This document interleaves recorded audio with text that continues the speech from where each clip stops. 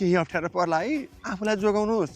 पर्जिएन के पर्जिएन तपाईँ नदराउन भनेको कस्तो दराएको ल अहिले मैले फोन राखेर ल्याएँ ल।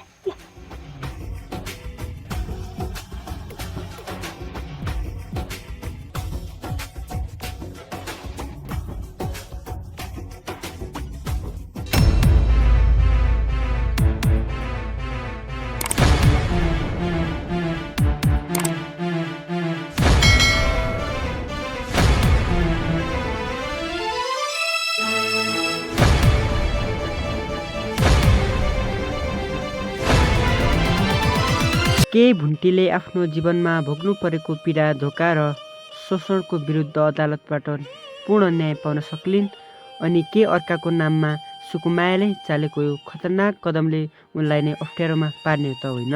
दर्शकहरूले पनि कमेन्टमा लगातार प्रश्न गरिरहेका छन् के भूपेन्द्रले जेलमै बसेर आफ्नो पापको सजाय भोग्छ कि उसको परिवारले षड्यन्त्र गरेर उसलाई बाहिर निकाल्छ। अनि उता अर्काको घरमा बुहारी बनेर सासू ससुराको दमन र कडा शारीरिक श्रम सहँदै रुन बाध्य भएकी भूमिकाको यो कारुणिक अवस्था कहिलेसम्म लुकिरहन्छ। आजको 330औं भागमा एकदमै रोचक र संवेदनशील मोडहरू देखिएका छन्। एकातिर म्याडमको सहयोगमा घरको कामसँगै भुन्टीले आफ्नो सानैदेखिको पढ्ने सपना पुरा गर्न ट्युटर सरसँग अङ्ग्रेजीका आधारभूत शब्दहरू सिक्न थालेकी छिन्, जहाँ उनको दाइले पनि बहिनीको प्रगति देखेर निकै खुसी व्यक्त गरेका छन्।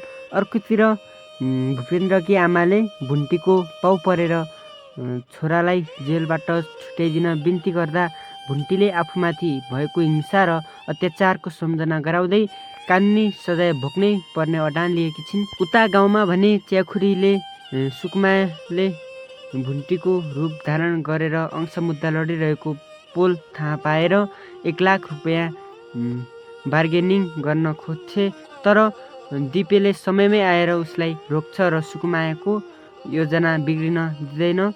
यता भूमिकाकी आमाले छोरीको हालखबर बुझ्न फोन गर्दा सासू ससुराले उनीहरू पोखरा घुम्न गएको झुटो आश्वासन दिएर गुमराहमा राख्छन्। अब आगामी भागमा अदालतको फैसलाले भुन्टीको पक्षमा न्याय दिलाउने र सुकुमायाको यो साहसी कदम सफल हुने बलियो अनुमान गर्न सकिन्छ। यस भागले हामीलाई के सन्देश दिन्छ भने शिक्षा नै मानिसको साँचो शक्ति हो।